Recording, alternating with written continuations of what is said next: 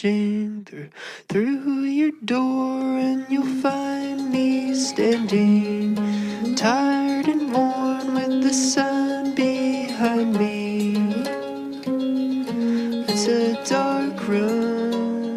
So I've been feeling bored recently. Maybe it's the fact that I've been working my 9 to 5 for almost a year now, so I've settled into the role. The idea of having a boring life has been something that's been really interesting to me lately. It's because of social media. We see everyone's highlights reels every single day, so we assume that if our life is not like that highlight reel on the daily, we're doing something wrong. But that really isn't the case. You can never really escape boredom. Before, there were goals and direction and places to be in society, like the wind kept blowing. So this week, my goal is to really appreciate the boredom that happens to me in my life and like the little things that go on. So come with me this week and let's do it.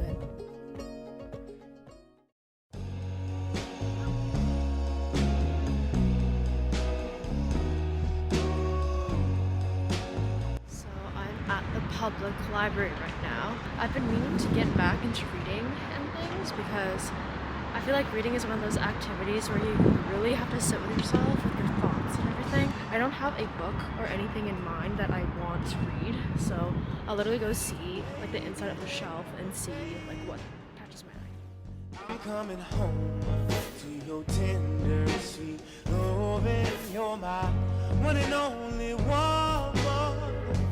The world leaves a bitter taste in my mouth, girl.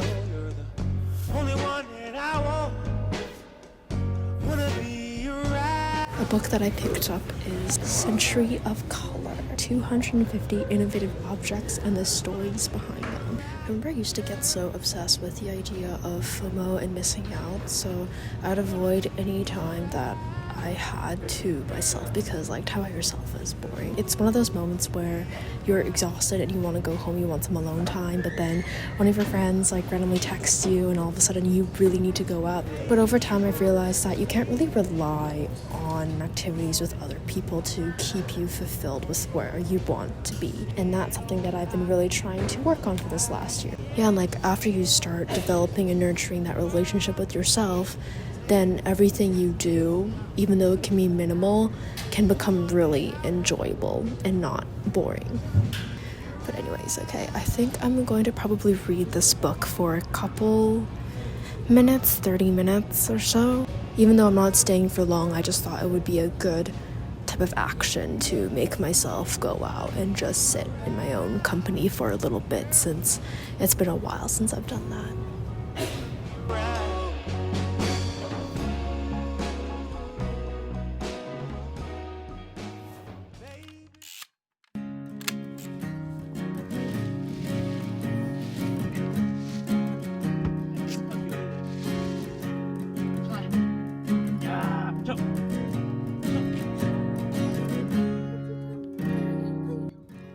So on this day, I went to walk by the water with some friends, and it was just a super spontaneous, unplanned thing. Like, we were heading home after an event, and my friend went, "Yo, do you want to walk a friend's dog?"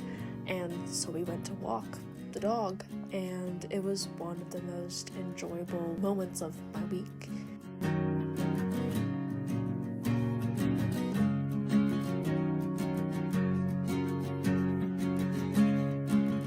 I guess it's one of the beautiful things about boring moments whenever they can happen. It's like happiness and inspiration can come from these times at any moment, and you can never really anticipate them. But when they do happen, it's just a quiet happiness and calmness that comes from this time. Give me a run for my money. There was nobody, no one that would run me. So give me a run for my money. Sipping bubbly, feeling lovely, living lovely. She's lovely. I wanna be with you. I wanna be with you. I wanna be with you. I wanna be with. I wanna be with you. Me just love me. If I didn't ride blade on her, would you still? If I'm in my mind at work, would you still? it, I'd rather you trust me than to. Keep it a whole 100. Don't got you, I got nothing. I got something. Hold up. Okay, hello. So I just got back from a picnic with friends. I don't know, guys. I feel so happy, and if you've been watching my videos for a while, especially over the last year, you'll know that making new friends and restarting my new life in Vancouver has been so important to me. We just had a great time. Like, all of us were laughing, all of us were chatting. They brought out the most amazing foods. I tried out adobo, which is this Filipino dish, for the first time. It was so yummy, and I'm just so happy and grateful and proud that I've come to this place so far after wishing and wanting that type of interaction for this entire last year.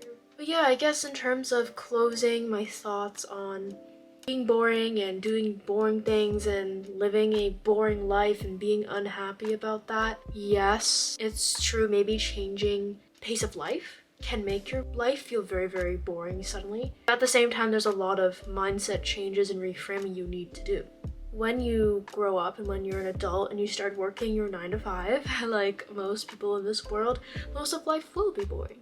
Life isn't this adrenaline-filled type of thing. It's full of the basic, simple things. You know, you going on a walk on your way to work, there's nothing you can do to avoid those boring moments.